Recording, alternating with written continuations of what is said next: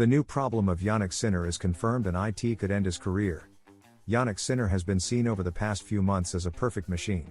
The player who seemed destined to dominate tennis, who reached the top of the rankings and collected Grand Slam titles in a very short time. However, the 2025 US Open has revealed an unexpected weakness that casts doubt on that image of invincibility. A statistic that, although it may seem minimal, had a decisive impact on his defeat against Carlos Alcaraz and on losing the world number 1 spot. In the New York final, Sinner's serve was a disaster at key moments. Against a rival like Alcaraz, who doesn't forgive the slightest mistake, that crack turned into an abyss impossible to cover. And the figures confirm it, the Italian is going through a crisis with his first serve. In Cincinnati, he barely surpassed 60% of first serves in a single match, and since then the trend has clearly been negative. What should be a winning shot is turning into a burden that his rivals know how to exploit. What is most surprising is that this shortcoming clashes with the official ATP statistics. According to the serve rating, Sinner is the second best server on the tour, only behind Pericard. In addition, he leads the ranking in service games won with 92% and is the world number 1 in points won on second serve, with almost 60% effectiveness. In other words, he dominates all the metrics related to serving, except the most basic and crucial one, the reliability of the first serve. That's where the breakdown is. The criticism hasn't taken long to arrive, and one of the harshest came from Boris Becker. The German former player, with the experience of having conquered big titles and having based much of his career on the power of the serve, did not hesitate to point out the problem. Becker made it clear, he did not expect to see such an evident weakness in a player of Sinner's level and was disappointed by his inability to find solutions against Alcaraz. In his words, the Spaniard shows more and more variety in his tennis, while the Italian failed to respond with alternatives when his serve broke down. This situation opens a very serious debate. Sinner has demonstrated talent, consistency, and a winning mentality, but elite tennis does not forgive shortcomings. In a tour where every detail counts, an unreliable first serve can mark the difference between winning and losing finals. And even more so against rivals like Alcaraz, who has shown he is capable of maintaining a very high pace for hours and wearing down anyone with his variety of shots and physical intensity. The defeat at the US Open not only means losing a title. It also implies giving up the world number 1 spot and confirming that Alcaraz has become a real and constant threat. The Spaniard has already beaten him in 2 consecutive finals and right now seems one step ahead in terms of confidence, consistency, and resources at the most critical moments. Sinner's future will depend on his ability to fix this weakness. His talent is undeniable and his overall statistics remain impressive, but as long as he does not manage to stabilize his first serve, he will continue to leave a door open that rivals like Alcaraz will know how to take advantage of. And what once seemed like an era of absolute dominance for the Italian could turn into a more balanced rivalry, where any detail can change the course of history. Tennis is a sport of tiny margins, and Sinner's case proves it. What seemed like an isolated detail has turned into a pattern that worries fans, analysts, and former players. The Italian machine has shown an unexpected breakdown, and now the big question is whether he will be able to fix it in time to reclaim the summit, or if this crack will be the definitive opportunity for Carlos Alcaraz to consolidate his reign. Can a player who has already been number 1 reinvent himself to recover the throne? That is the big question surrounding Jannik Sinner today. After his defeat in the US Open final against Carlos Alcaraz, the Italian did something unusual. He admitted his limitations publicly and announced a radical change in his way of playing. And the most interesting thing is that this plan has only one objective: to beat Alcaraz and return to being the king of world tennis.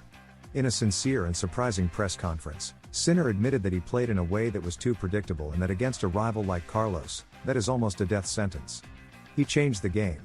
I didn't do a single serve and volley, I didn't use drop shots, I was too flat, he admitted. Now, the Italian says the key is to step out of his comfort zone and try new things, even if it costs him defeats in the short term. What stands out most is Sinner's self-criticism. It is not common for a top player, after losing a Grand Slam final, to openly say he lacked variety and sufficient resources. But that sincerity also reflects maturity. Jannik understands that modern tennis demands being unpredictable and creative, especially when facing a talent like Alcaraz, capable of changing the rhythm, attacking at any moment, and wearing you down physically and mentally until you're left breathless. The Italian mentioned that his plan is to incorporate elements that were not usual in his game until now. Serve and volley, for example, could be a key tool to surprise Alcaraz and take away his reaction time. The same goes for drop shots, a weapon in which Carlos is a master, but which Jannik barely uses. If he manages to add these tools to his repertoire, he could balance out a rivalry that so far leans towards the Spaniard in the big moments. The most revealing part of his statement was admitting he is willing to lose matches in the process. That sentence holds a long-term mentality. Sinner knows that to grow as a player he must take risks, try, make mistakes, and correct them. He doesn't want to just be the solid baseline hitter we know, he wants to be more versatile, more unpredictable, someone capable of changing plans in the middle of a match without losing confidence. In short, he wants to become a complete player. The upcoming calendar offers Sinner the perfect opportunity to test his new strategy. The Asian swing, with tournaments on fast surfaces, will be the ideal laboratory to try variations and take risks without so much fear of the consequences. Then will come the Masters Cup, where only the best are present, and finally the Davis Cup, a tournament in which Italy defends its title and where another clash against Alcaraz is not out of the question. Each scenario will be a fire test. The rivalry between Sinner and Alcaraz already feels like the driving force of modern tennis. Since 2024, both have monopolized the big tournaments, splitting the titles at Roland Garros, Wimbledon, Australia, and the US Open. 8 consecutive Grand Slams between the two. It is a shared hegemony, but with one detail: Carlos seems to have an extra touch of variety and freshness that allows him to prevail in the decisive moments. That's why Sinner has no choice but to evolve if he wants to keep fighting. The interesting thing is that this reinvention will not only benefit the Italian. It also enriches tennis in general. Seeing a more creative Sinner, capable of breaking his own mold, will make the duels against Alcaraz even more unpredictable. And if we add Djokovic to that mix, who still resists, and the young rising players who dream of breaking the duopoly, we are facing a historic scenario. As Sinner himself said, challenges motivate him, and right now there is no greater challenge than finding a way to beat Carlos Alcaraz. Alcaraz's affectionate message after beating Sinner in the US Open final: "I see you more than." The Mercian and the Italian have been the protagonists of the last 3 Grand Slam finals. Carlitos, after being crowned champion, dedicated some emotional words to his most direct rival. Carlos Alcaraz has once again expanded his legend in tennis after winning his second US Open. The Mercian produced a formidable performance against Jannik Sinner, defeating him in 4 sets with a final score of 6-2, 3-6, 6-1, 6-4. With this title, Alcaraz now has 6 majors at just 22 years old. Both he and Sinner are forming a duopoly with which they dominate tennis at will. After the 3rd consecutive Grand Slam final between the two, the Italian and the Spaniard exchanged extensive congratulations for the work they are doing on court and the successes they are achieving alongside their teams. Carlos dedicated to Sinner a curious yet affectionate message after the match ended: "I see you more than my family." Both laughed together with the Arthur Ashe crowd, leaving a touching moment in a situation that was anything but easy for Sinner. The man from San Candido not only lost a Grand Slam, but also gave up the leadership of the ATP ranking. Even so, Jannik also dedicated some nice words to Alcaraz and his team after having conquered another Grand Slam. Despite the rivalry, the respect between the two is absolute.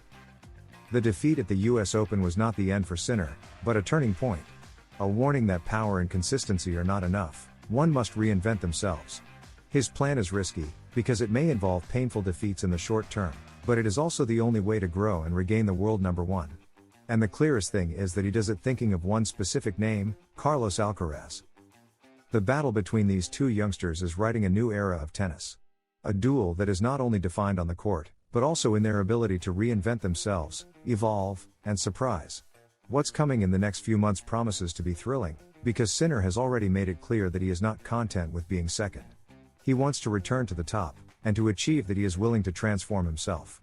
The story between Sinner and Alcaraz has only just begun, and the Italian's plan promises to further ignite this rivalry. Will he manage to reinvent himself and regain number one? We will find out soon. In the meantime, subscribe to the channel, share your opinion in the comments, and tell us, do you think Sinner will find the formula to defeat Carlos Alcaraz, or will the Mercian continue being the great dominator of tennis?